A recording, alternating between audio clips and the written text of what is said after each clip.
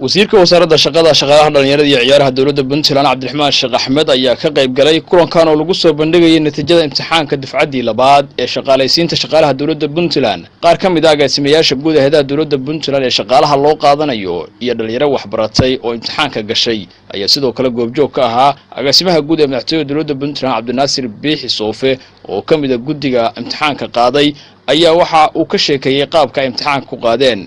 tuhum baa iskeen jiro hadda waan isognahay waxa la isleeyahay mar walba waxa la isdaba mariyay arintaasi maanta meesha inay ka baxdo baan ugu talagalnay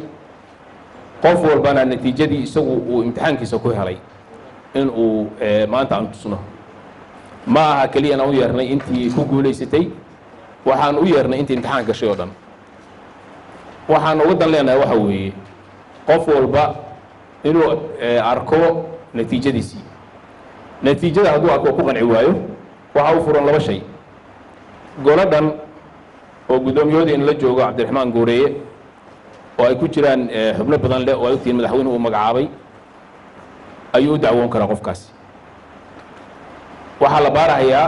warqadihiisii oo la hayo oo imtixaanka uu ku galay sida loo saxay natiijadiisii oo dhan waa la hayaa agaasimaha guud ee hay'adda Saynta Maruunaga ila dagaalanka musuqmaasuqa dawladda Puntland Cabdiraxmaan Cali Gooreeye ahna gudoomiyaha guddiga cabashooyinka Puntland ayaa kulanka ka hadlay waxaana uu sheegay in ay kor kala socdeen qaanka imtixaanka loo qaaday isagoo sheegay in aysan jirin wax isdabamarin ay arkeen waxa uu sidoo kale xusay in qofkii aan ku qancin natiijada imtixaanka uu caban karo xafiiska cabashooyinka ee Puntland guddiga iyagan anigu aan gudoomiyaha wahay oo howlwadeennada dawladda ah oo loo xilsaaray waxaad noqotaan guddigii maaraynta cabashooyinka haddii cabasho ka timaado qaabka shaqo qorista iyo cabasho kasta oo shaqooyinka dawladda ah kolley baa anagu qaabkaanu ku shaqaynaay waa wixii naloo igmaday inaanu ka rur sheegno wixii naloo igmaday oo dawladdu noo magacowday oo ilaahayna nagu ogyahay inaanu siday tahay uga salgaaro oo aanu meesha ugu dambaysa la tagno annaga oo ku shaqaynayna hufnaan iyo daacadnimo iyo cadaalad wasiirka wasaaradda shaqada shaqaalaha dhalinyarada iyo ciyaaraha dawladda Puntland Cabdiraxmaan Sheekh Axmed oo kulanka furay waxa uu dhalinyarada waxbaratay ku dhiirigeliyay inay u tartamaan shaqooyinka ka banaan xafiisyada dawladda Puntland waxaana uu xusay in mushaarka shaqaalahan ay dawladda ka taageerayso bangiga adduunka qayb weyn ayay dawladda Puntland siyaasadeeda ka tahay in gabdhaha lana taageero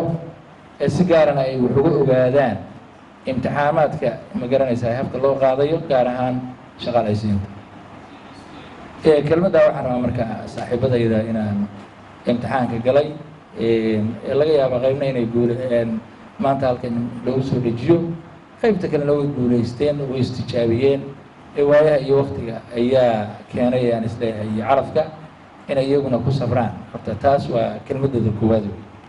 shaqaalahan hadda la qaatay waxaa laga yaabaa 3 sano soo socota ama 4 sano soo socota in bangiga adduunku mushaar bixintooda naga kabo laakiin wax si joogtoobaya ma aha dawladda shaqaalaheeda mushaar la siiyana ma jirto waxaan rabnaa marka inta aan barnaamijka cashuur bixinta oo public finance maanta loo halka aan ka soo bandhigaynay la doonayo inuu meel fiican gaaro dadku ku baraarugaan dawladnimadu waxay ku nahay cashuurta aan ku bixino mushaaraadka shaqaalaha iyo ciidamada guddiga qaaday imtixaankan ayaa ugu dambeyntii ku dhawaaqay natiijada imtixaanka loo tartamay jagooyin kala duwan ayaana lagu kala guuleystay waxaana dhalinyarada imtixaanka ku guuleysatay si weyn uga dhex muuqday gabdho qaar ka mid ah shaqooyinka bannaanaa ku guuleystay Cabdirasaaq Xasan Faarax Puntland TV Garowe.